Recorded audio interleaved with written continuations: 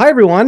This is a very special event. Glad you could make it. I am very honored and excited to have Dr. Theo Dawson joining us for a very, I think, kind of game-changing moment in the space that a lot of the folks here are operating in, and we'll be obviously talking at length about why and how and all that. But this is to dive into MindLog and give people a sense of this. Dr. Dawson and I did a conversation on my podcast, the Meta Modern Meaning podcast.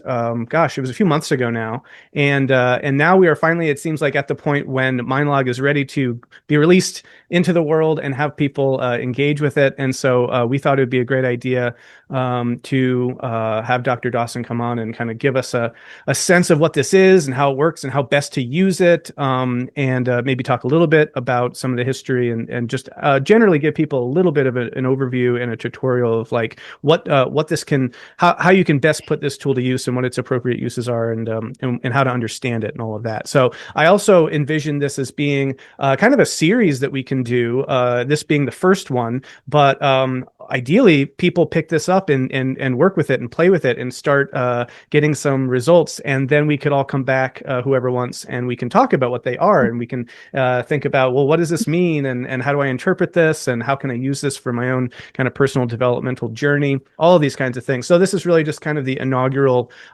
session to kick some of this off. So but you did not come here to hear me blather. I'm going to kick it over to you, Dr. Dawson. You've got some slides to present and are going to walk us through this. But so yeah, I'll leave it there. Thank you so much. I really appreciate you taking the time, and I deeply appreciate all that you've done for this entire field. So anyway, without further ado, yeah, hand it off to you, Dr. Dawson, and take it away. And feel free to, I'm also happy to introduce you if you'd like, but I think everyone has a sense of who you are, but feel free to introduce yourself and then get going. But over to you. Well, I'm not going to waste any time introducing myself. I figure if you're here, you know something about the work and have possibly even been following for a little while. If not, hopefully, what you're going to get today is going to be a working understanding of how to navigate the MindLog pages on our site, what MindLog, how it's made, how it works, how you actually use it, how you can purchase it. And then hopefully lots of time left over for questions about other aspects. So this is mostly practical today. I have found that people don't automatically understand how your navigation works or how to find things or where there are materials that you can access that are going to help. So I want to make sure that everybody here has an opportunity to get a little bit of a head start when they get into MindLog. So I haven't really decided yet how we're going to market MindLog. It's probably going to be marketed to a whole lot of communities for different reasons. But I kind of like this idea of growth tracker for your mind, because I don't know if you guys are, but I love my growth trackers, my trackers that I have, none of which work well for my mind. And we're doing something kind of similar to that, only maybe it's got a little bit more substance underneath it. Or maybe not. I think it depends on what you're tracking. Some of the medical stuff's pretty amazing. So let's go with the growth tracker for your mind for now. I'm a bit of a basket case, I have to say, Brendan. I was not expecting to have to feel the way that I have been feeling, which is really similar to just before I graduated from college. It's or right maybe just after. So I'm kind of on the cusp of those two things where there's this incredible amount of excitement because I've got the reward, like I've got there, I'm there at the place. But there's also this kind of trepidation because okay, now I've really committed myself. So what's going to happen next? And there's a whole bunch of unknown there. Will the world be interested in this? Is it still timely after 30 years of research? Yes, it really did take 30 years of research to get to the point where we even could do this. And they're all unknowns. So there's a lot of kind of shakiness and trepidation there. And I've been feeling like I'm a little bit on an emotional roller coaster. So if I get too excited, it's possibly because I'm right in that roller coaster. All right, so let me just see if I can figure out what buttons I can push to make things happen here. So the first thing that people want to know is, why would you create something like this? Boy, there's so many reasons. Back in the day, my main reason was that I I've strongly understood that the way that we were doing assessment in our classrooms was going to actually be damaging to the development of our children's minds, because it was going to focus our attention on things that really don't have much to do with the way we actually learn, or our brains are built to learn. Um, so I wanted to create an alternative. I wanted to create something that could actually both measure and support the optimal development of our minds. And I had no idea the journey was going to be 30 years. I thought maybe 10. It takes 10 years to become an expert. I thought maybe 10 years to build this thing. But it's been a long and winding road.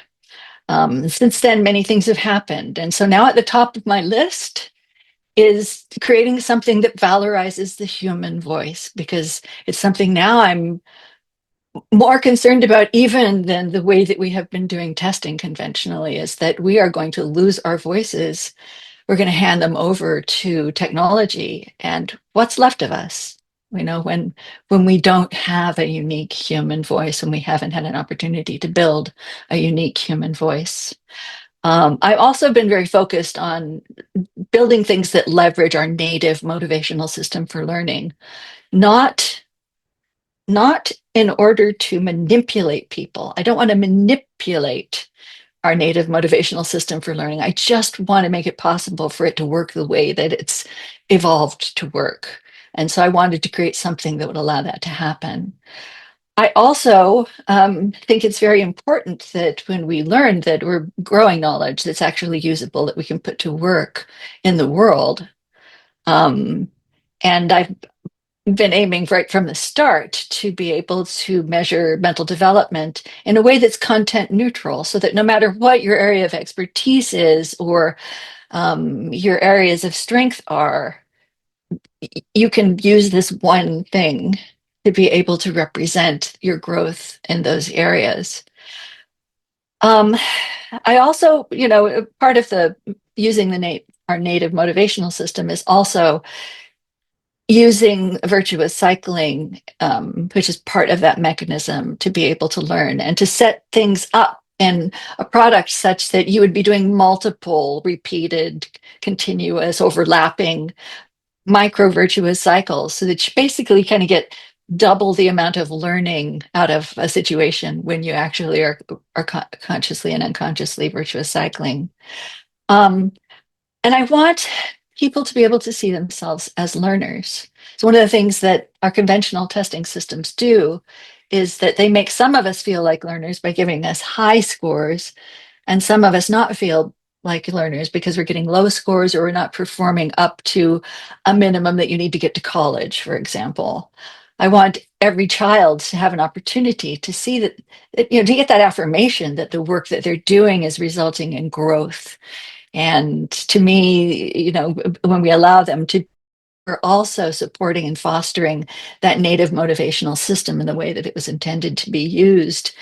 And children become motivated to try to keep growing and to grow more and to get better and to build their skills, because they're getting that kind of reinforcing natural feedback.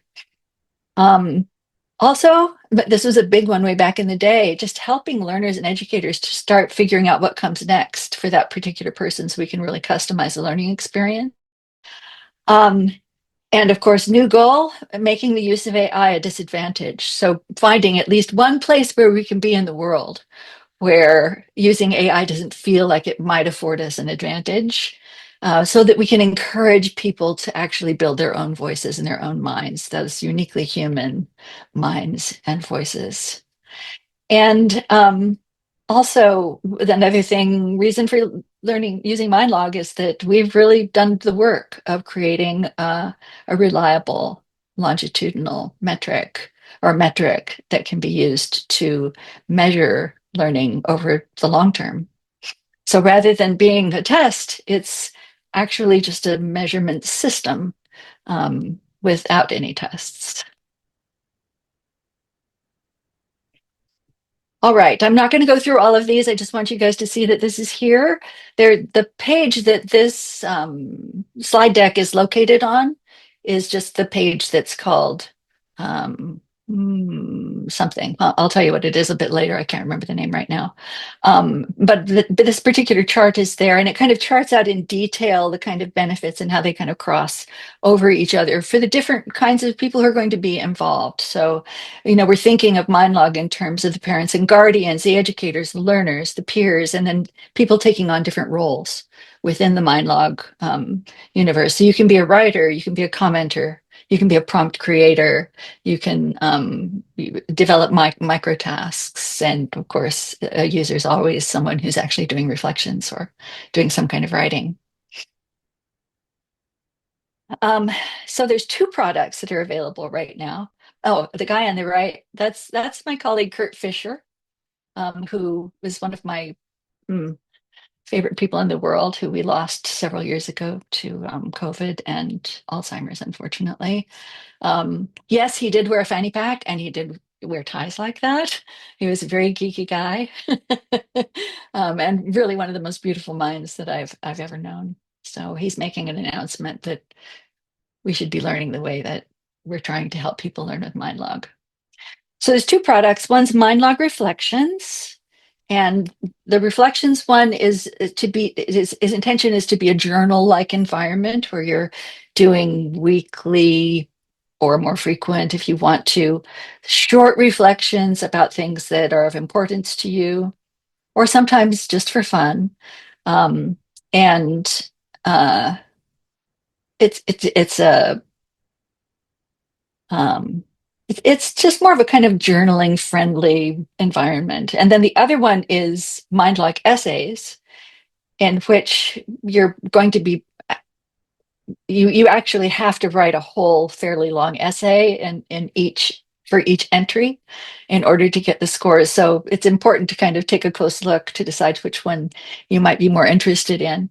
And I'm going to be talking more about using MindLog to score historical data. So if you have been a journaler for a long time or a writer for a long time, how you could actually use the essay version of MindLog in order to be able to create an instant growth trajectory for yourself if you're interested in your growth trajectory over time. So there's a bunch of specific kinds of things and that also represent skills that are part of MindLog. So the first thing, and this is the first thing you need in order to do an entry in MindLog, is some kind of prompt. And prompts can be fairly informal or they can be very formal. We're using MindLog in our courses, so we have very formal prompts for that context where everybody's writing about the same thing at the same time. Prompts can be used for almost anything. So this is part of what it means to create something that's content independent. Not only can it be on any subject, but it can be about something, looking inside yourself about something. It can be about problem solving, decision making, doing some kind of exploration of ideas, specifically working on making connections between things that you're trying to kind of figure out how they fit together, seeking explanations, writing arguments in the classroom in particular, and for collaborating as well. The only thing that they're really not made for is anything that's seeking a correct answer, because MindLog's not going to really be able to read the complexity level of people's thinking when they're trying to come up with correct answers. It's the wrong kind of thinking to really get a good fix on how someone's mind's working. And there's a bunch of different ways that you can generate your own prompts. And there's ways that you can actually just use prompts that already exist. So we have something called a micro VCall maker for people who are interested in learning how to learn more efficiently, that has reflections called reflect later suggestions that usually people do at the end of a week of practicing a particular micro VCall or set of micro VCalls. Those can be used as prompts. Prompts, can be used to explore things like emotion and sensory awareness, from emotion and sensory awareness to wherever you want to go. You can use a prompt template if you'd like to. There are prompt templates on the site, quite a few of them, and lots of ideas for different kinds of things you can explore. And you can actually do things like working specifically on something like building self-understanding. So you can start thinking about things like self in relationships, self as a personality, self and meaning. And there are ideas for exactly how to write prompts for those that are embedded in the MindLog prompts page on the website. So you'll find a lot more detail on the MindLog prompts page about those things, along with some ideas for educators as well. And you'll also find another page on our site that has some ready-made prompts on it. And this particular version of the list that we have is a temporary one. We're actually going to be building pages. I'll show you a little bit more about that. That contain all of the prompts that we collect over the many years that people can then go in and filter for and find things that they want to use. So this is great. Going to be great for people who are teaching. We have a lot of people who do coaching who work with this, so you could find coaching prompts. There's going to be a lot of different things. Right now, I've got things about the good life, and I've also got some out of the box thinking kinds of questions up in this list, and there'll be more coming over the next few weeks. So the other thing that is worth thinking about a little bit before you get started is reflections. There's a few important things to keep in mind. The first is that MindLog scoring system just doesn't work unless you do your own thinking and your own writing. It's possible for you to put different kinds of texts in where you've had more support, but it's going to mess up the scores. It's going to make the scores go like this more than they really need to, because every time you've got some kind of external support, even if it's just looking at references or using a grammar checker, that does have an impact on the scoring system, because it's anything that goes into the writing is going to be counted as an example of your thinking. So this is a place where you're really going to be rewarded for doing your own thinking and writing.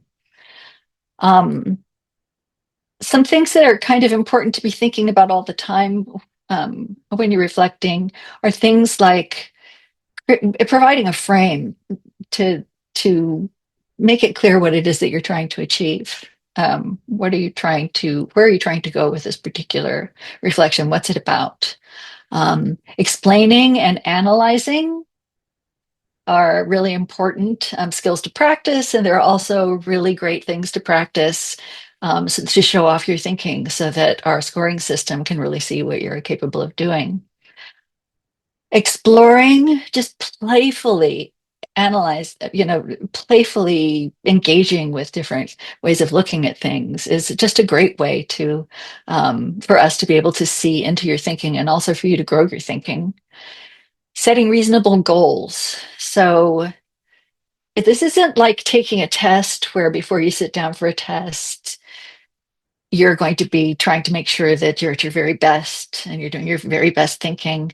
This is a little bit more casual. We really want more for you to tell us what you're doing on a functional level. You're writing in a way where you're trying to really express yourself well, but you're also writing in the same kind of way almost every day, so that there's not a whole lot of variation in the amount of effort or attention that you're giving to your writing. You want to limit that and just be yourself and make this low stakes, pleasant, fun, exploratory, rather than treating it like it's high stakes. If you try to treat it like it's high stakes, you could end up in a situation where you get your highest scores in the first 2 weeks, and then after that, they go down for 6 weeks before they come back up again, which is pretty discouraging if you're interested in watching yourself grow, to have it, to have a big dip happening. So try to keep it level. Steering clear of perfection really helps.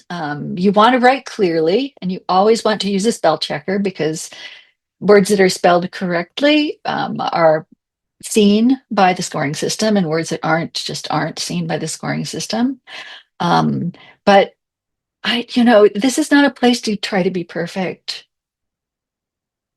at any time. It's a playful place. And if you're using the reflections version, we really do encourage people to spend 15 or 20 minutes writing and not much more. That said, if you max out the amount of writing that the field will accept, you're more likely to get scores more frequently. So there's a little tension there, in how much you want to write. But there is no expectation in MindLog that you're going to write a whole lot or write a certain amount. Um, you want to write as much as you want to write to explore the thing that you're exploring at the time. Another page on the site deals with MindLog microtasks. Microtasks may be one of the most challenging things for people to get their heads around when it comes to MindLog, because we actually mean micro. I saw a first entry that someone did a couple of days ago, and their microtask was to write a book.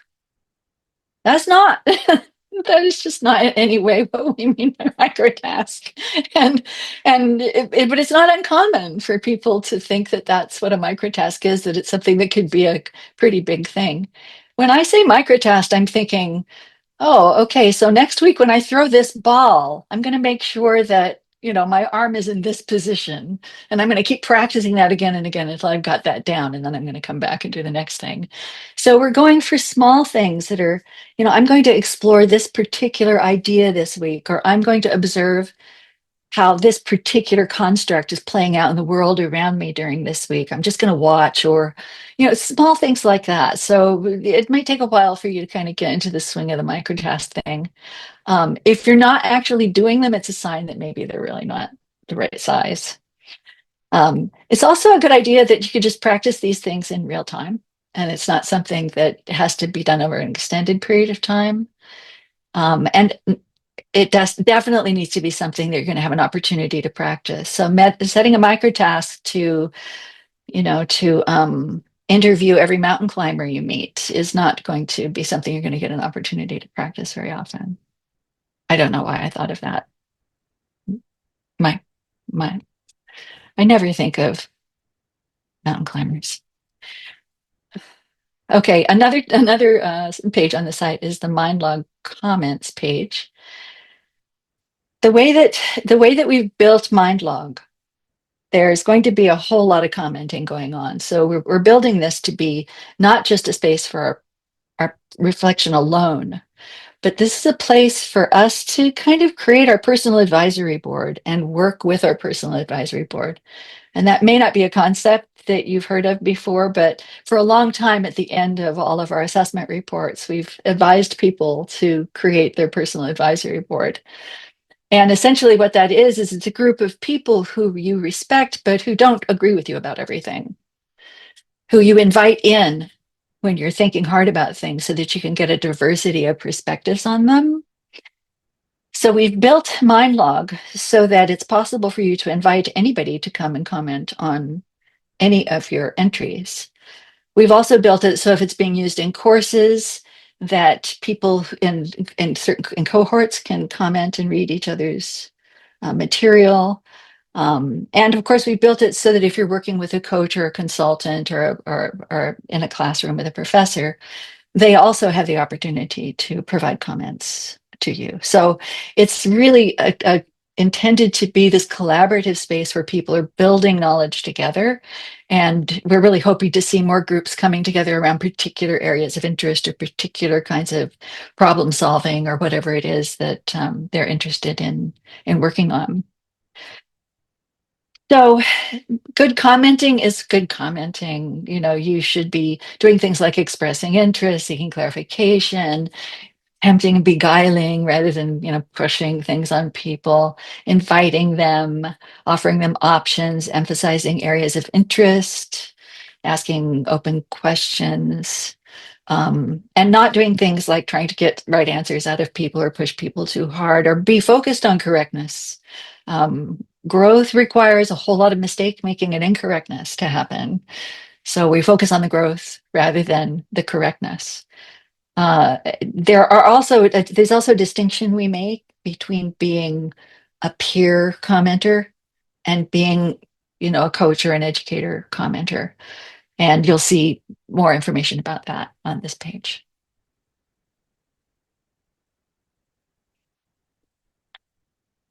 Then we have a page devoted to growth charts. I think most of you have probably heard of lectical scores before. The range that we that we can score from is from about a score of 650, which is very early in early speech, all the way up to the very low 12s. So I think our highest score in the system right now is 12, something like that. And we can score higher theoretically, but until we actually see them, we can't really calibrate those. We have to actually work with them in order to be able to calibrate them properly. But they are extremely rare, as you can imagine, because we don't have any in the system yet. And I think Brendan's been trying to send me some of those because I've been getting a lot of highly complex and very interesting material from him lately. So as you can see in this chart, this is someone who's actually gone in and they've entered data from earlier in their lives, from essays and things that they had written.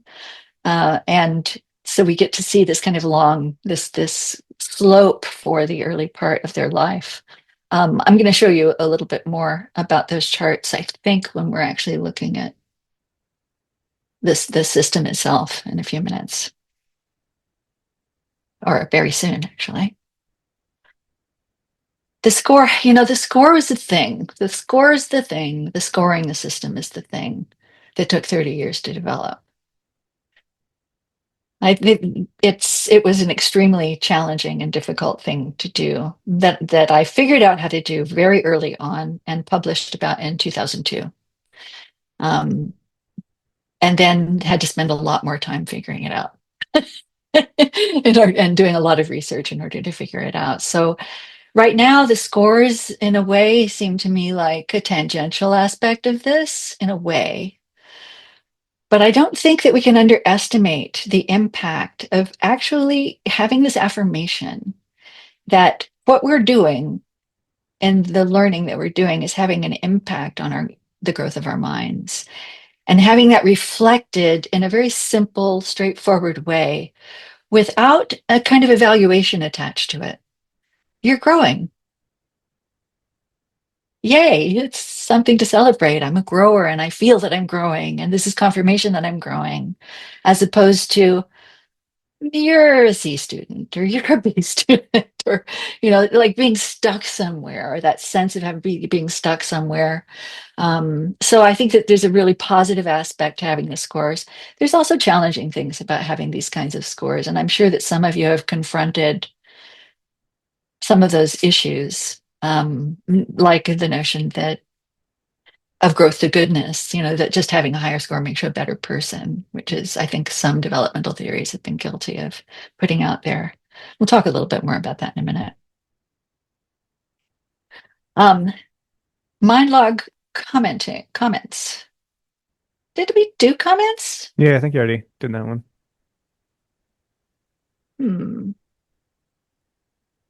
Yes, we did. There's the scores. I was going backwards. Oh, Okay, so I just want to say what we mean by lectical growth is, now that I've said it's not growth to goodness. When we came on the scene back in the early 2000s, there were other developmental assessment systems that were out there, and especially in the commercial space, there were a few that were in the commercial space at the time. And so notions like stages of consciousness, stages of human evolution, stages of spiritual development, this idea of an internal operating system, unfolding memes, not as common, but definitely something that was out there. Cognitive complexity, transformation, transformative learning, vertical development, and of course, just good old accumulation of knowledge were ideas about the way that we grow. That already were in existence. So I like to say to people, what we're looking at when we're measuring is something really specific. And we're thinking about when we think about development, we're thinking about the incremental development of understanding and skill. So that's the piece of development that we're looking at. I'm not going to make any claims about whether it's the most important one or not, My rationale is that you have to choose something that you can actually study and do something with you can't do at all. So I'm focusing there. The gradual construction of increasingly abstract and coordinated thought and action that leads to ever greater virtuosity. And I don't mean virtuousness by that. So a lot of people think we mean virtuousness. It's not about virtuousness. Virtuosity is just high levels of skill. It's the violinist who's a virtuoso violinist. It doesn't mean it's time to stop practicing, even like once you're a virtuoso, you still keep practicing. You're always trying to build your craft, get better, become more subtle. There's always something to grow toward. So we're thinking of this movement toward virtuosity. So it's not about gaining all the knowledge of the world. It's not about becoming the highest person in the world. It's about building skill. It's about building virtuosity in your skills. It's probably closer to expertise, except that it's about your whole mind it's about your mind rather than just a particular area. The gradual constructive development of the mind, and I love the connectome as a way of thinking about the mind, or at least the brain part of the mind, that takes place through embodied engagement in the social and physical world. So when we talk about development, we're talking about the development of skill. But this is skill writ large. It's writ broadly, and it can be in any area in which there's practice that increases our capability or our skill.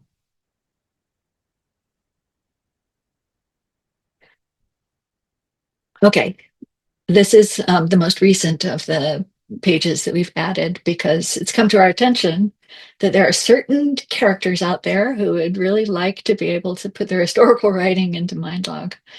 So after careful consultation with Brendan, we've kind of formulated a plan for how you guys can do this. If you are someone who has been keeping a great deal of journal entries, or you've got a lot of writing because of the kind of work that you do, or you've been writing blogs for 10 years, or whatever it is, where you have a lot of historical writing available, you can, put dated entries in and come up with a graph like the one that you see here that shows your development over time. This works best when you've got like several years of growth. And it's super if you've got stuff from childhood, because one of the things that you'll get to see when you see the childhood work is how predictive it was of where you've gone. And more about that in a few minutes. So if you're going to be doing this, we want you to try to follow the instructions really carefully that are on this page so that you don't have errors, because we cannot afford to provide support to people who do this.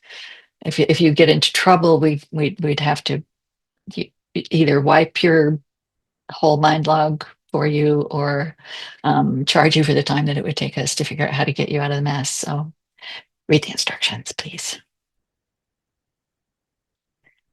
Okay, so now down to the nitty gritty of the actual process of getting a mind lock and using it. So we have a page that's called Order Mind Lock. At the top of that page, there's a whole lot of material that we really would like you to read before you buy anything. Because this is for us, this is a brand new journey. For everybody, it's a brand new journey because there's not been anything like this before. We want to make sure that you are walking in with your eyes open. And there's a subscription form on that page, of course, as well, where you're going to be asked for certain information.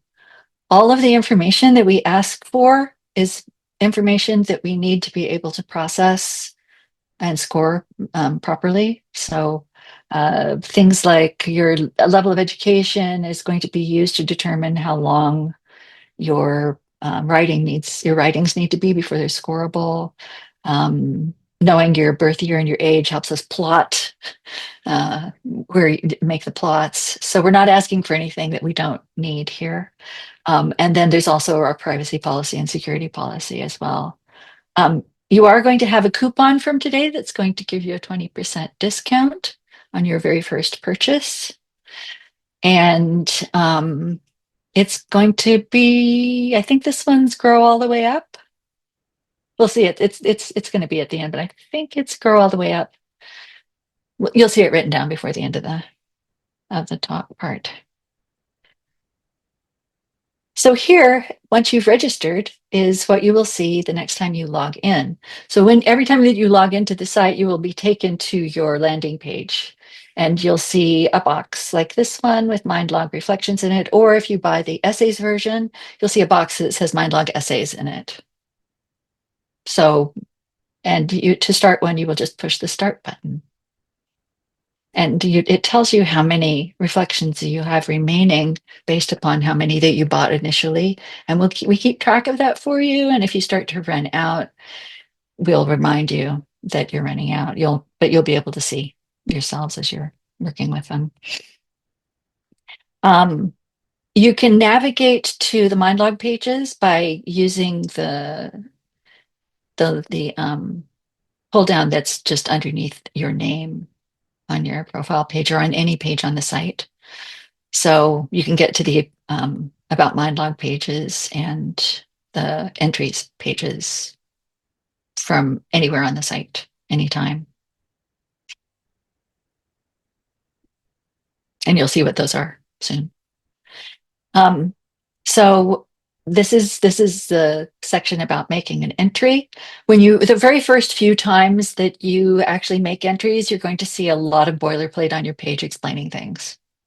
And then after you've made a certain number of them, the boilerplate disappears and the page gets cleaner. So don't worry about having all of this boilerplate be there forever. It's going to go away. At first, of course, you don't have any kind of chart. We just have the entries that you've submitted.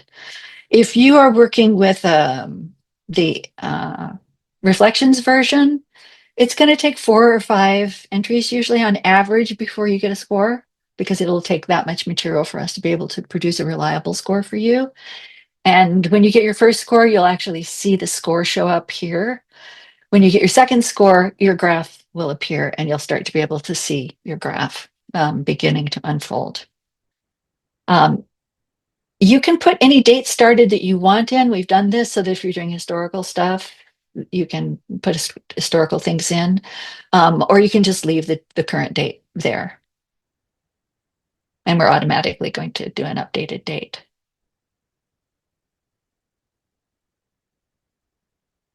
Okay, what have I done? I've done something wrong. I'm pushing the wrong button. This way. So when you're making a MindLog entry, yeah, this is funny. I feel like I'm not. No, It's it very looks good. strange to do it. It's a very strange way to do this. Yeah. So you're going to see a field for a prompt name, and we've got some advice about how to do prompt naming, and you'll see examples of that on the page that shows the available prompts. And then you're going to see a field in which you can put the prompt itself. And there's quite a bit of space for writing in here. So if you're in a course and you've been given a writing assignment and it's a paragraph, it'll fit. You'll be able to have enough space in the prompt field to put that whole paragraph. Notice we've got the editors in here so that you can have formatted text. We have not made it so that people can put images in yet because we're still looking into what that's going to end up costing us and whether it's a reasonable thing to do. Okay, see that? That's very weird because that's where this page starts. Next. Okay, that's better. And then you'll be making your MindLog entry. And you're going to get reminders about doing your own work for a while, and then they'll go away. When you don't do your own work, we want you to document that because later, not right now, we don't have this yet, but later we're going to make it possible for you to kind of filter your scores by whether you were doing your own work or not. That's going to be a big deal because it's going to mean, you'll have a page where you'll be able to make a filter saying, I want to see scores for my own work. And in the reflections version, that means we're going to have to do a rescoring because we're going to have to combine things in order to get scores. So that's going to be a pretty big deal. But we want people to be able to really see what's theirs and give them an opportunity to be able to differentiate what's theirs from stuff that they've done with an open book or with a colleague or friend or with a lot of support of other kinds.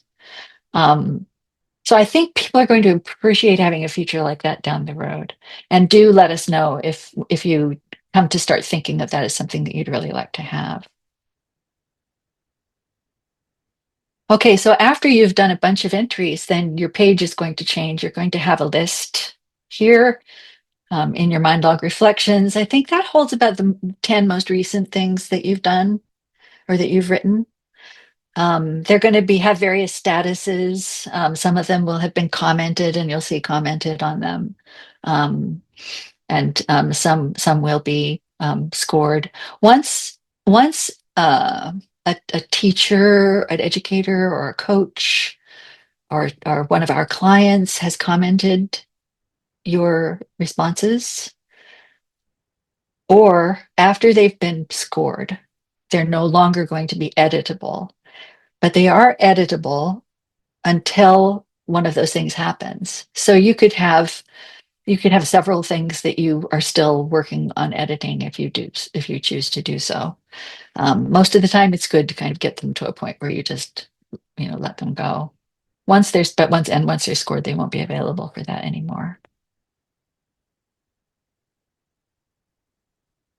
Okay, so this is what you're going to see at the top of your report page at this point. Once you've got a bunch of data in there, you're going to see the graph with all of your scores, and that's going to be the first thing that you see at the very top of the page. And then you're going to see, and basically these are the same pages, the same page as the entry page, but just a different version of it.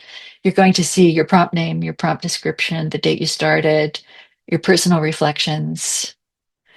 If they're still editable, you'll see a button that lets you start, or a pencil beside it that lets you edit it. If it's not editable, the pencil won't be there. And you are going to be able to share an invite. This is the only thing in this particular slideshow that isn't done yet. It's in the process of being created right now. You click on the share and invite button, you're going to be able to add the first name and email of a person and give them either privileges to view, which means we'll send them an email with your latest entry in it, or you could give them commenting privileges, which means you'll be sending them an invitation to come and comment, or you could do both. These are all three, and this is going to be done on an individual basis. As I said before, I think there's going to be a kind of cohort. There is already a cohort-based one that we use when we're doing bulk mind logs within the course or something like that. And you're going to see your personal microtask and any comments that are there. So if there's multiple people who've commented, it'll just keep going down the page with different comments from commenters. Oh, and this must have been my version because it's got a pencil there, which means that I can still change my comments if I want to. This wouldn't be seen by the user.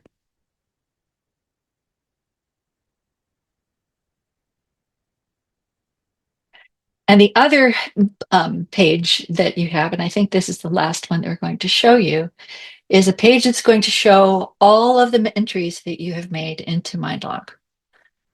So if you have two different MindLogs, if you have an essays one and you also have a reflections one, you'll see all of the entries here.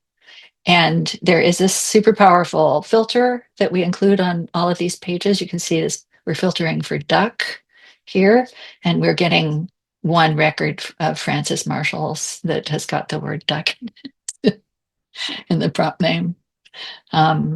So this is one of the reasons why you want to give things really good names, and try to do it in such a way that you're going to be able to search.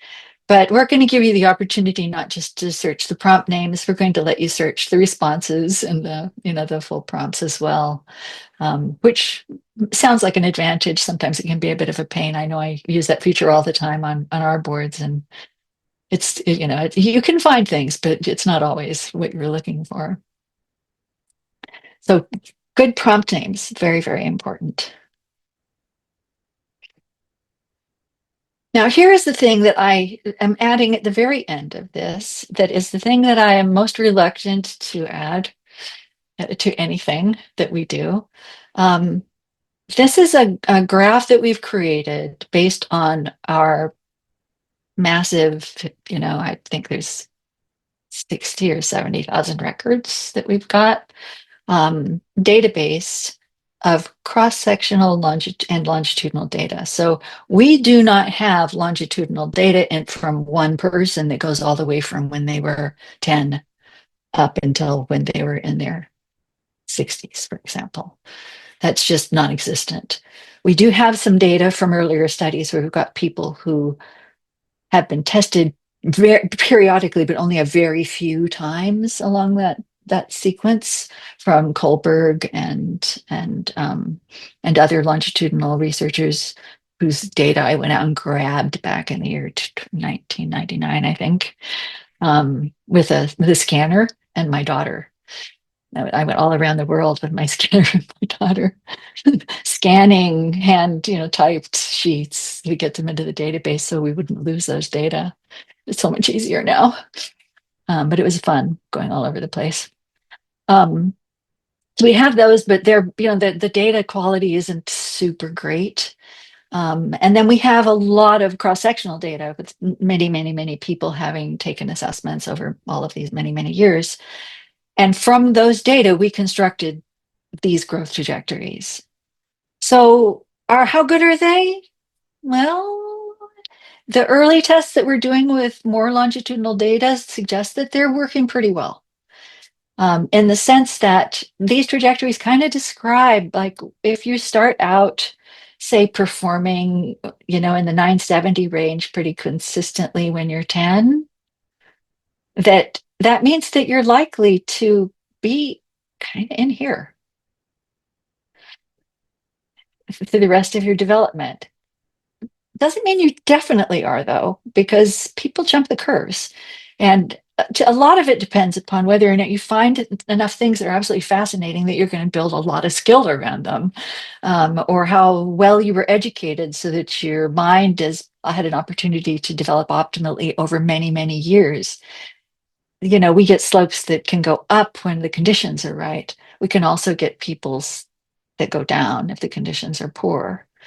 So this represents, to some extent, a kind of average of, from the data that we have so far. And I'm sure over time this will continue to evolve as we go along.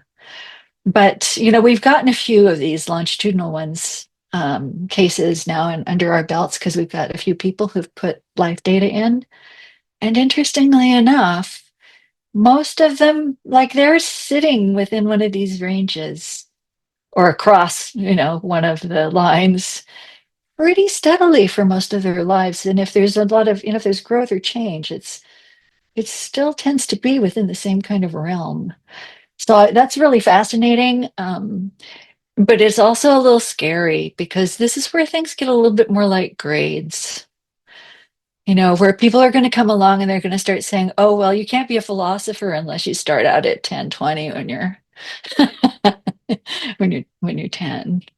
That's certainly not the case, and it's a way that I don't want things to go.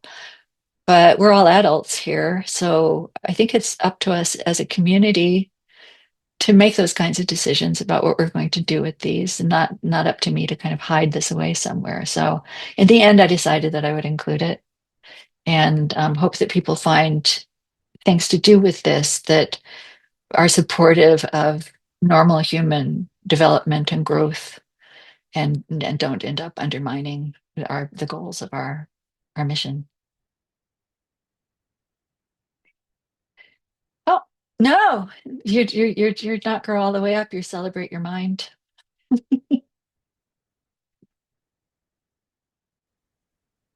Awesome. Is that the last slide, Theo, or anything else? Well, there was 29. There we go. There we go. Oh, okay. Well, that changes everything. Thank you so much. This was incredible. Thank you for that. And again, thank you for the 30 years of work that you've put into this that is culminating really in an incredible way right now with this big release of this incredibly powerful tool. So yeah, that's remarkable.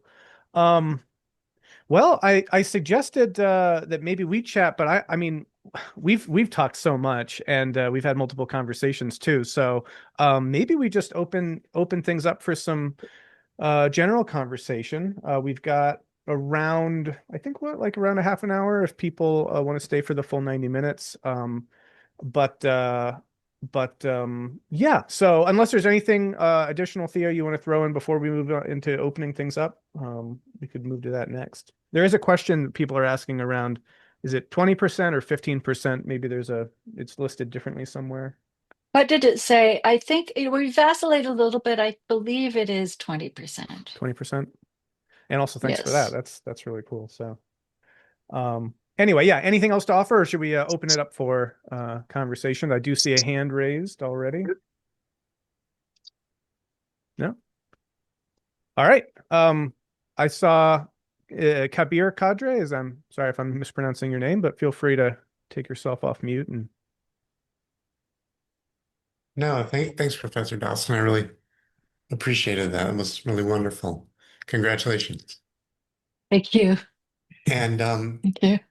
yeah, I was moved to inquire just around that last slide.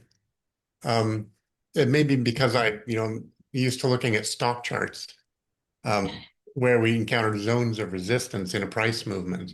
And I wondered if I was thinking about that correctly, that the hard lines on that illustration showed kind of zones of resistance where above that you would tend to stay above that, below that you Oh, tend to, but they're not a hard line that you can't get through.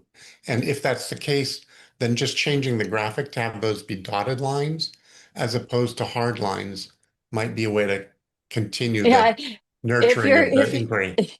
I think that's a really great idea. I'm not aware of the kind of charts that you've made. They're completely artificial separations.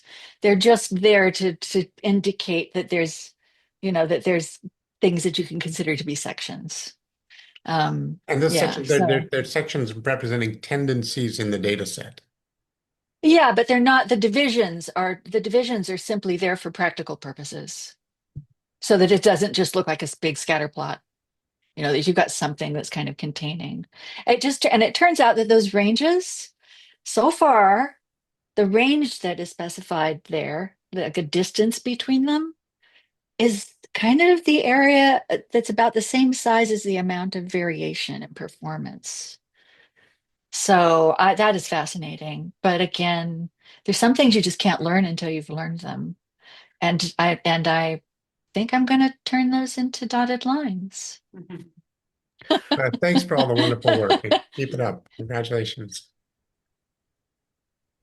Jonathan, you were next. Yes, thank you. Just one quick question. So the last slide said 15%, but there was another coupon for 20% as well, or is it the same coupon? It's just that it's both. No, no, we actually toyed with 10%, 15%, 20%, and I think I just forgot to change the the number to 20%. If you go and look at the order form and you put in the coupon code, Yeah. it'll tell you. Okay.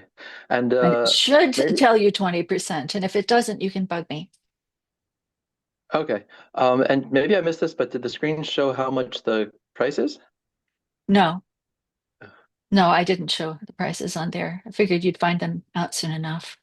Oh, I think okay. somebody, I actually, I saw some prices flashing on the screen a Well, minute it ago. I did thought, see it. There was an offer for 10 entries at 22.40, right? So I guess if you did that, that would be $224. Two No, twenty four, $224 per entry, right? No, no. Well, 20 Well, for essays, it's for the that essay much per version. Yeah. entry. Yeah, Yeah. yeah. I see. Okay. It's I think the billing is done by how many scores we have to score because that's where all the energy is in the system. Yeah.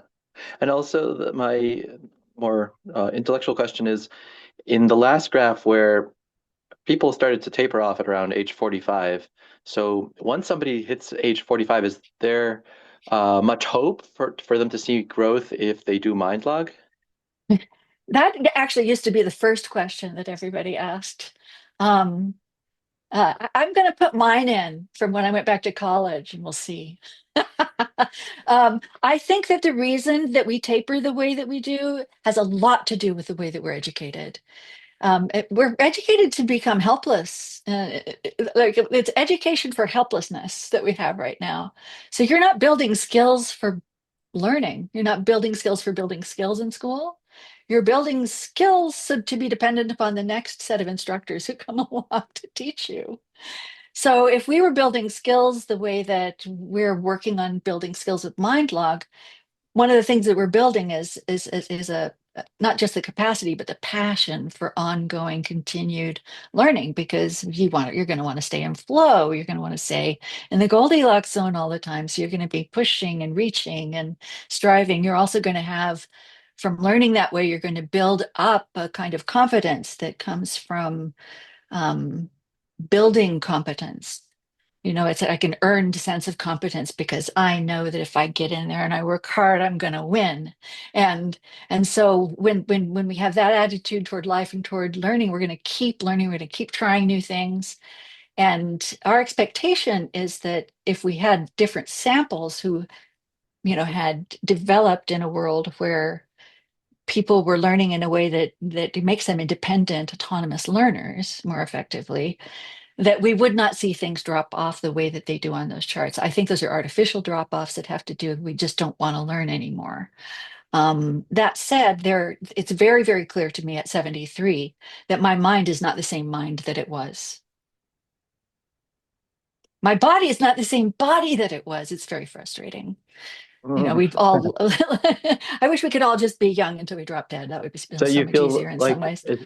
so you feel like your mind at 73 has grown not only in quantity of information and the topics you've explored, but also in its degree of complexity rating?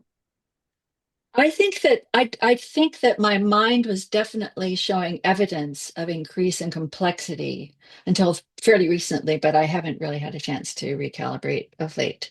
But my mind doesn't work the same way that it did, in the sense that my short-term memory is not as good as it used to be. So there are changes that are happening in my brain as I age, just like there are changes in my body, which says to me there is going to be a time at which I'm not showing much growth, and maybe even a time when I'm showing a decline. And I'm going to be an experimental subject for that. So we'll find out what we learn. Wow. Okay. Thank you. Thanks, Jonathan. Reality. We're animals. We're animals. Go ahead, Matteo. Um, yeah, I'm gonna quick fire a couple of those. There was no A function, so I have to ask, have you seen an A function as well in the data? I don't know what you're talking about. Because it was ranked from H to B, if I'm not mistaken. Oh, yes, yes. We actually had to take it out because it was just too depressing for people to see it there. And I didn't relabel them, and I've toyed with the idea of relabeling them. But I don't want to leave people with the impression that it's impossible for there to be something beyond. We're still an evolving species, and we haven't got education right yet.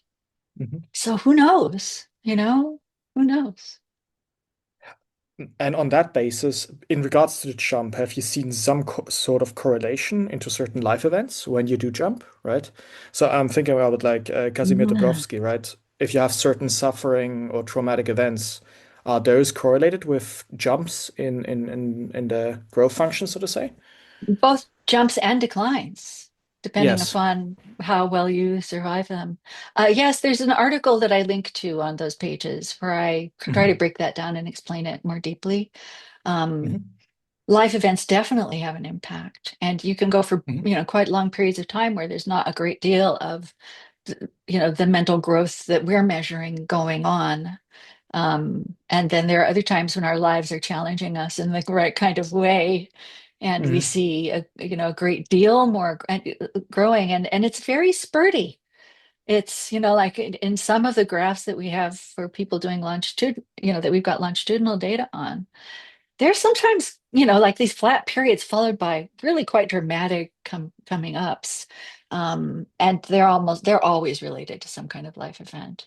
We even Mhm. see these patterns in children's performances. If kids are having difficulty at home, or they're being bullied, or any of those kinds of things, they change the way that their children's minds are working, and it can go both ways. Mhm. And you mentioned pictures very briefly because I'm very interested in also what Temple Grandin wrote about like autistic thought patterns, right? Like the three different types. Um, because I've always had issues with writing. So my mind is very graphical, so to say.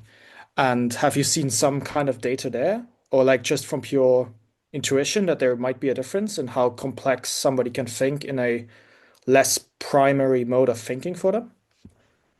I try to, one of the things that I try to do on some of the pages about MindLog is to kind of caveat, caveat, caveat.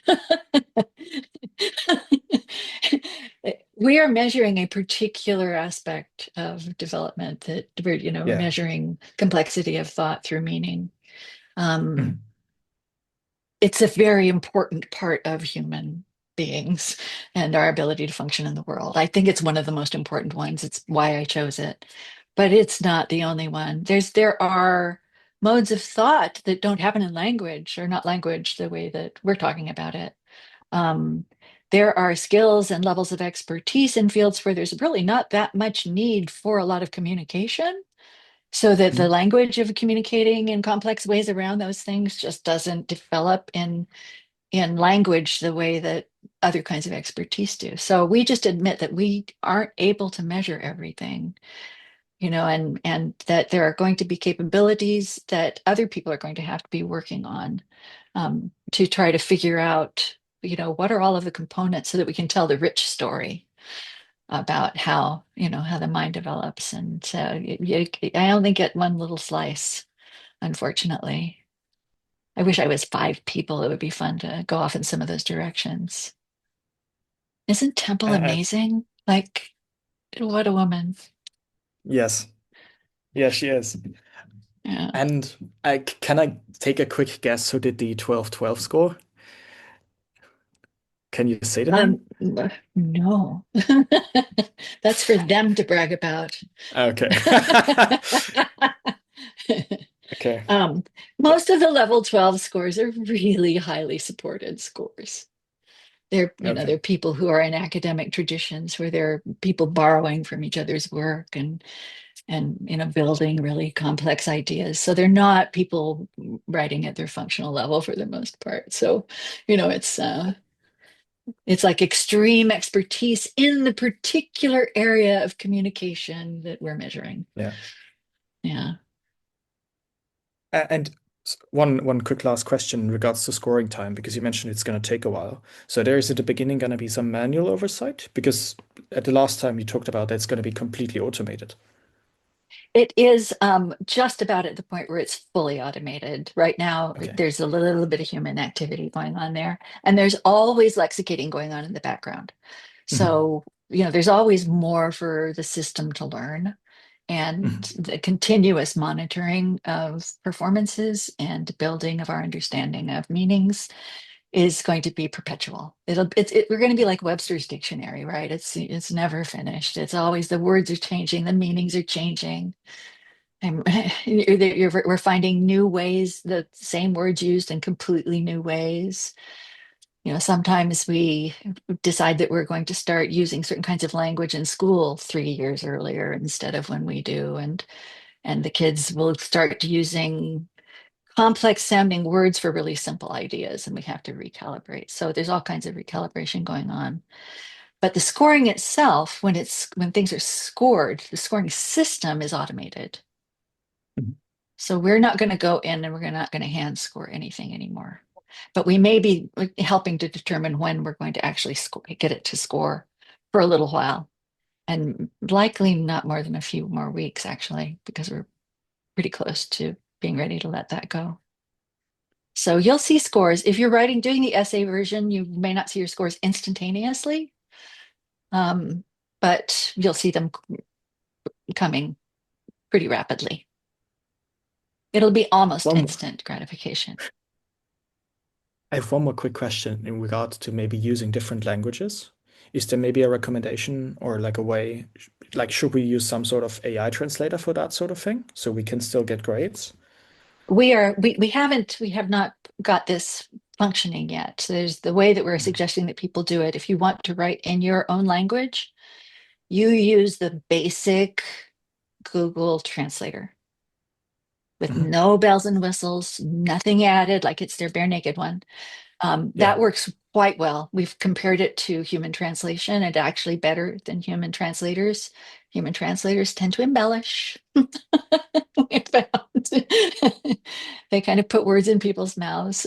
Google Translate, or the version they have right now, still doesn't put words in people's mouths, and it does a damn good job translating now. So for most common languages, you can write it first in your native language and then translate it yourself.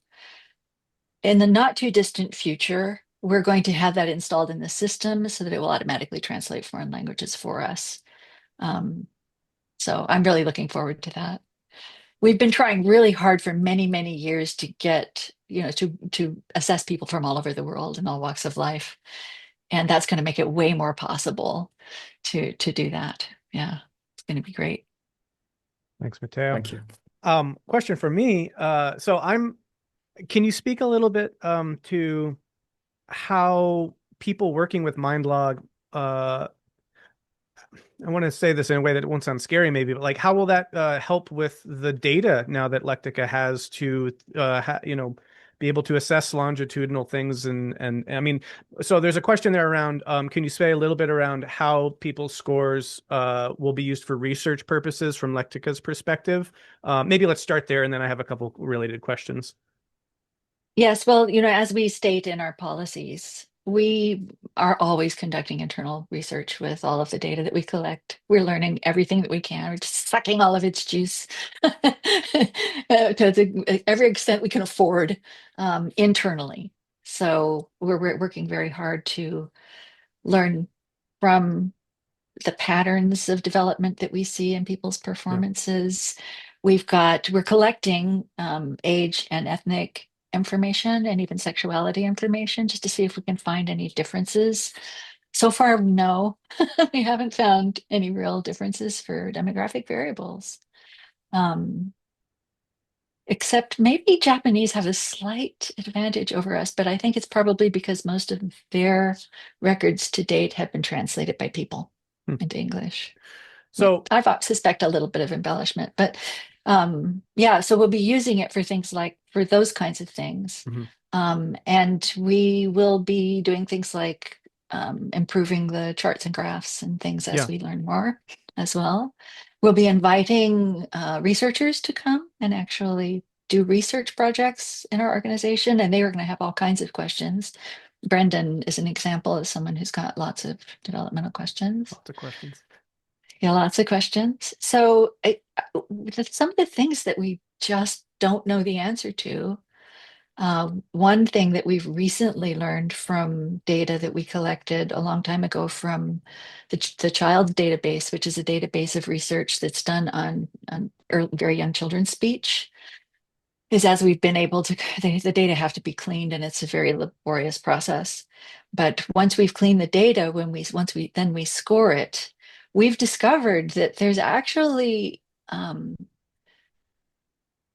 extra stage between our current stages in the sense that there's an extra plateau. So if growth looks like we get these plateaus and then we get up and then it plateaus and it goes up and then it plateaus and then it goes up. We've known about that in childhood for a while, but the measures have been coarse. And we've got the measures to specificity, so they're fine enough, precise enough now that we're picking up another layer in between. So we may not have specified enough levels, which is interesting. And because our scoring system is designed to score 1 point increments, I don't think there's anything that we don't have anything that artifactual that could be good counting for that. Mm-hmm. So there's bumpiness there for sure. Does the bumpiness continue? We don't have enough data. But as soon as we start having kids in schools using these assessments on a continuing basis, Yeah. we're going to have that answer. Well, So, yeah. For me, what's exciting, and I don't know, maybe I'm overhyping this, but it seems like, I mean, as you mentioned, it's been so difficult to get long-term longitudinal data in general. And even where what of that exists, and maybe you got 20 years or something like this, and Kohlberg studies and Cheryl Arman's, and I'm now starting to do stuff with some Fowler data that's that long. But still, this is the first time we've had this kind of system with this kind of granularity and specificity. And what I'm seeing is like literally for the first time, like in the next couple of months, as people engage with MindLog and you have I mean, if everyone here did the essay version and they put in their, basically stuff that went back that they had along, you would have, in a sense, almost more longitudinal data that's ever existed at this kind of Oh, it scale would be, yeah, it would immediately. be there's so many firsts that are coming. So that's like this, that's just so exciting, right? And then so it's like the more this gets engaged with and picked up, I mean, we're on the brink of learning so much about these developmental trajectory arcs and about, and also for me, it's just delightful to actually make the connection between this abstract idea of a lectical score and like, oh, I remember writing that text, or I remember 10 years or 5 years ago where my mind was at, and being able to make a personal connection with these kinds of scores so it actually hits home Yeah. phenomenologically. I think that so anyway, I'm just obviously getting excited about all this, but at the individual level, at the research level, I feel like we're just there's a horizon that we're walking into right now that is super, super exciting. And so people, as an additional incentive for, besides just tracking your own development, you're also potentially contributing to our collective understanding of human, growth trajectories and things like that in a longitudinal way, in an unprecedented way. So that's very cool, I think. Just wanted to say that. Yeah, and Brendan, I think when you talk about having insights from seeing your own graphs, like insights, you see the spike and you can say, I was doing X, that's Mm. explainable. Mm-hmm. Or that was when I was just my mind was blown by Mm. something. That was that point. I Yeah. think we're going to become the experts of our minds. Mm. And there's those graphs are not just a curve, they're dots that we can follow and we can Mm-hmm. say what was happening when that one Yep. happened. And Yep. gradually you start to realize, oh, okay, so if I party a lot, my scores just aren't, I'm not learning as much, or like, Mm. or that relationship, since I met that person, my scores have been flat. And I wonder if it's the fact that I'm spending most of my time arguing with them. Those are really stupid examples.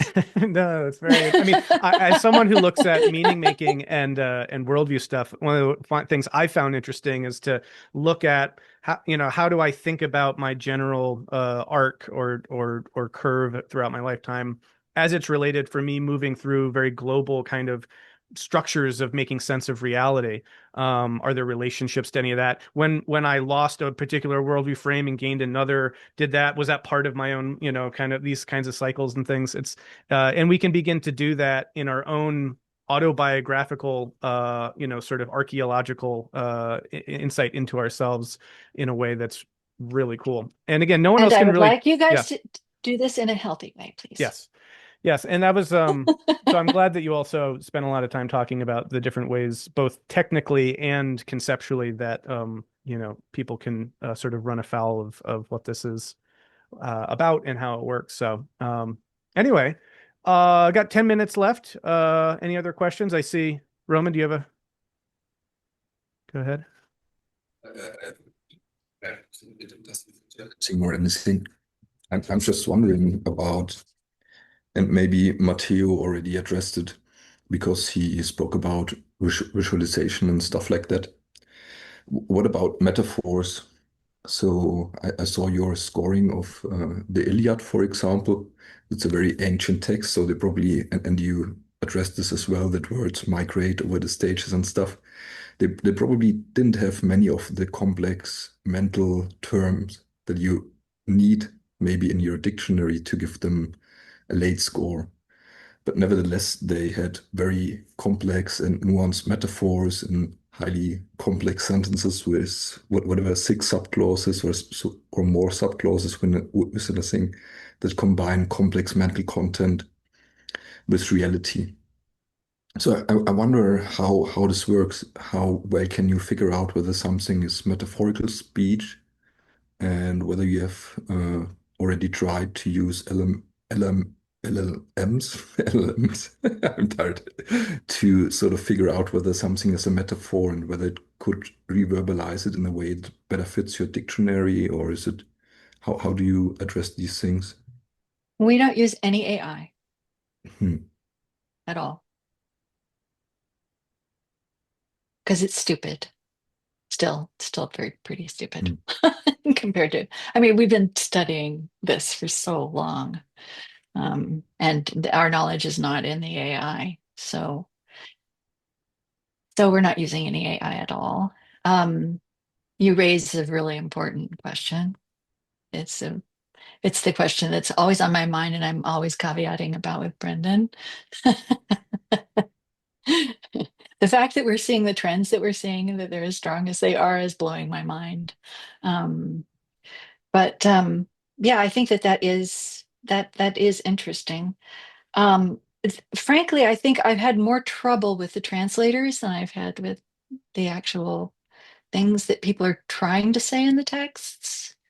There are periods in which translators put so many words into the mouths of the people that they're translating that what is actually being said is quite simple. It's just being said in the most complex possible way. So I see the kind of problem that you're talking about more often in that context than I do within the context of the metaphor. And I think that's because language is inherently metaphorical. All language basically is inherently metaphorical. So when we're dealing with language and meaning, we're always looking at, okay, what's the meaning here? What is the meaning that's being conveyed here? And the dictionary is created on the basis of what the meaning that's being conveyed is, as opposed to exactly where it's showing up in the developmental hierarchy, or how frequent it is, or how common it is. Or so I think that helps a little bit with having a bit more confidence relative to those older texts. It's interesting right now we're starting to we've come up into the axial age. And some of the later texts in the axial, I mean, they're all over the place, the text during that period. They're all over the map. And literally So, too. I mean, those were all over the map. Ancient Yeah, Levant. I And mean, yeah. you expect when you think about the civilizations and the sophistication of the civilizations at that point in time, and it makes more sense from the point of view of the kinds of ideas that you'd need to be able to function within some of the more complex civilizations. But yeah, I think that's a really fair question, and it's a difficult one, and we just really struggle the best that we can to get at the deeper underlying meaning of what's being said and understand how the terminology is being used in those contexts. It's not the way that the dictionary was intended to be used in the first place, but it's still, I think, producing useful information. All good, Is that Roman? helpful at all? yeah, it's helpful. I mean, I agree that language basically is metaphorical, and when it arises in childhood, you have all these sub-steps, and I mean, at least in my model, it arises where we are not actually in the speech stage, or very like vocalization starts earlier than actual concepts. So the concepts are not the same as vocalization in speech. There is still another layer behind it, I'd say. And yet, what I think, so there are different types of metaphors. Like Achille, in one phrase, he compares himself with a bird who brings food to their child while itself starves. And that's like he fighting in war. So there you have a metaphor that's different than a metaphor just baked within one word. It needs a lot of understanding and human ability to decipher that the bird is a mental concept, that it relates to emotional states and sacrifice, and that it doesn't just feed into words that could show up at whatever, probably your No. stage 6 or stage 7. So that there's Um, so much. yeah, And yeah, you know, we would, because we're looking at the overarching mm, meaning of the texts, we try to avoid, those pitfalls. And maybe at some point we how could could do a, you, But go yeah, ahead, and sorry. that use is such a tool? fair, and what you're Mm, describing is fairly sophisticated, but it's, it's something that mm. younger But people can do how now. how would it figure it out? So how would, or would this go too deep into how the dictionary works? So how would it figure out that it's a that like the first three subclauses are a metaphor and the next three subclauses are the We don't do that. We don't do that kind of analysis. That's more kind of syntactic mm, oriented analysis. There are people who are doing that though. mm, So there are people who are kind of covering that territory. We went to meaning because syntax is embedded in meaning. And it's easier to get to use meaning than it is to, well, actually it's probably gotten a lot easier to do syntax than it was in the day. But mm. meanings emerge from sentences and paragraphs. Also on the topic of ancient text syntax and semantics and lectical scoring, the using lectical scoring to look at the relationship of syntactical complexity and then in the sense kind of hierarchical complexity. Paper out on that topic in Vetus Testamentum that I wrote with the help of Henry Kurt. So and actually we never did this in the paper itself, but it could be a follow-up of actually seeing what are the correlations maybe between certain syntactic measures and the lectical scoring and stuff. But anyway, there, That would yeah. be very interesting. Yeah, dude. But I think maybe at some point we could even have a dedicated conversation with some of that application of lectical scoring. I don't, one, we have to go soon, and two, I wanted to just make sure that we stayed on the MindLog thread. But there's so much that we could talk about on all of that. I think you've got a lot of really interesting questions, Roman. So I appreciate them. But just also before we go, I wanted to underscore something that you kind of mentioned, Theo, which is that as these scores are coming in, maybe you could just say a little bit more about this, but like what I see that is that it's a profound validation of this scoring system, right? I mean, if the scoring system didn't, like, it had deep problems, you'd expect some of these scores to be all over the place, but like almost the regularity of these kinds of curves and the way that this actually comes out, the more and more data that comes in, and I saw this just with my own, kind of trend, is like, wow, it seemed like a really impressive confirmation of the robustness of this approach, which also, I mean, anyway, so did you have any thoughts about your experience of sort of as this stuff has happened and your experience of relating to that at all? Because yeah. Are you asking me that? Yeah. I had no idea what was going to happen at the beginning because we did not build, the original dictionary was not built on the basis of ancient texts, and it certainly wasn't built on the basis of translated ancient texts. Well, no, sorry, to be clear, I meant the MindLog stuff. I was kind of pivoting back to MindLog and more contemporary stuff. Yeah. Ah, Like in terms of like, oh, doing these MindLog data, and when people get their graphs, they get their charts, they're like, oh, oh, that's a clear particular trend you can track across the last 10, 15 years, 20 years of your life, depending on how far back your data goes. And I just find that to be a very remarkable fact about the robustness of this scoring system. And I was curious oh, if you that had. you can read. Yeah, I mean, we don't have enough cases yet Mhm. to be able to really see clearly whether or not those are stories that our brains love Mm. stories. So, they're going to try to figure out things and they're going to give things meaning, and no matter what we do. So when it happens to individuals, I go, yay, maybe that's confirmatory evidence. And then I go, but let's wait, let's see, let's find out how, whether this is a general kind of thing Mm. and people are talking about the same kinds of things. And we do have some evidence, where we've actually got cases where we know something about what's happening in people's lives. And so it's what you're experiencing is consummate with what we've got known so far. Mhm. But I'm an eternal skeptic. I mean, I just really want more. I Yeah. want more evidence. And we want to resist the tendency to make it sound like, or leave people with the impression like that we think that this is the be all and end all and the only Sure. possible approach to this. I think that if there are multiple different very rigorous approaches like this, and there aren't a whole lot of deeply rigorous approaches out there that, where people have really put in the work, then we get to triangulate and stuff like that. Mhm. Then we can start saying stuff. Yeah. So I'd love to see the work on syntax looked at relative to our work. Hmm. I found syntax limiting we started out and we were doing both. I've done so many concept maps. I mean, we did thousands of concept maps back in the day, looking at the syntax of arguments relative to the elements of meaning within them.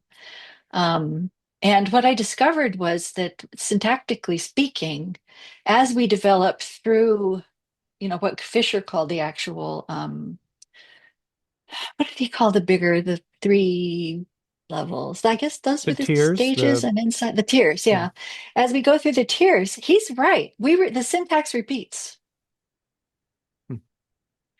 And it became not very helpful. Like if you didn't also have a real clear idea of meaning, and what was actually meant, what that person actually meant by the use of the words that they were using, the syntax would by itself, it would just like constantly what I was seeing was people saying, this has got a complex system like syntax, and it would be like an 7-year-old. Yeah, like And people would yes, be scoring yes. it way up here because it was a complex system based upon syntax alone. So when I realized, and this is a long time ago, this is back 30 years ago, when I realized that a meaning embodied in a word-like object that doesn't have to necessarily be a word, it can be just anything that fits the definition of word. The meaning that's embodied in that, we could just take a look at the lowest level possible meaning for that word. And if we took all the words and we treated all of them in the same way, we found the lowest level meanings for all the words. And then we had human scorers scoring thousands of texts along at the same time, that we could then calibrate all of those lowest level word meanings with the scores that humans were providing and come up with a level enough playing field to be able to score universally across the board. So people aren't literally getting credit for that particular word. We're actually exhausting their whole vocabulary and creating a pattern from that vocabulary based upon where those words have been placed in the dictionary. So we actually have this lovely couple of curves that we see for every performance. And based upon that exhaustive, analysis of all of the language that's in the performance, we come up with a curve that represents the developmental level. So it's a little, it's not like you're at this level because you use that word. It's you're at this level because the pattern of your use of words has this particular kind of a shape. So you don't have to, for example, people who perform in level 12 never use level 12 words because there's no such thing. They're using words from their whole vocabulary, going all the way from first language all the way up to the most complex meanings that are carried in words in their performances. We're kind of at time, but That Matteo, do you that have wasn't MindLog, really. no, that's I have one quick yeah. question in regards to the syntax, because it would be awesome to just like try some shit. Sorry, I shouldn't curse. Just to try some stuff in regards to that. Do you know where I can find like databases or like data in general that's maybe graded by Commons or Fisher online? Or is this all just offline data and I would have to come to, I don't know, like Harvard and get all these data analog? There's actually a couple of repositories that exist. Boston College has some data that you could go and get. Of what sort?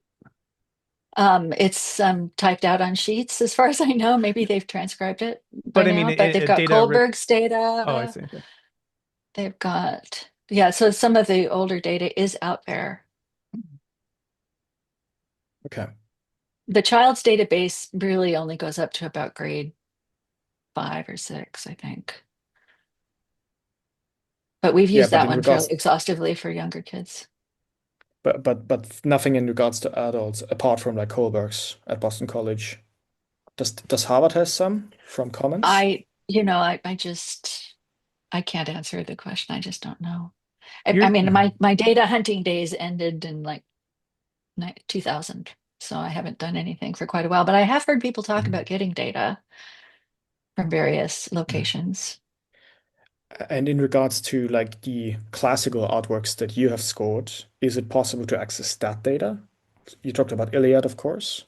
that's still a project underway, so that will become some Okay. paper. And for various reasons, probably there won't be a kind of direct access of the text and scores and all this stuff, and it becomes a little complicated. Mhm. But, Yeah.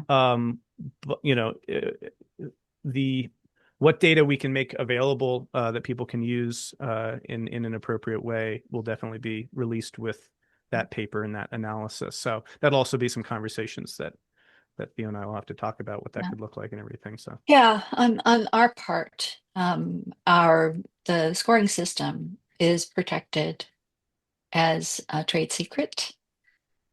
Which is the only way we were allowed to protect it. Our intention for the scoring system is that it is going to be held in trust for the people. It will never be owned by a person. So, because we want the work that we're doing to be done for the people and not to make somebody rich. And it's a very, very difficult thing to do, by the way. Boy, they don't make it easy.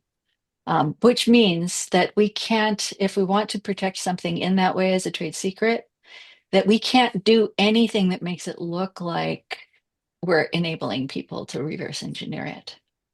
And that means we have to protect the dictionary, we have to protect the data that we have in our database, Mhm.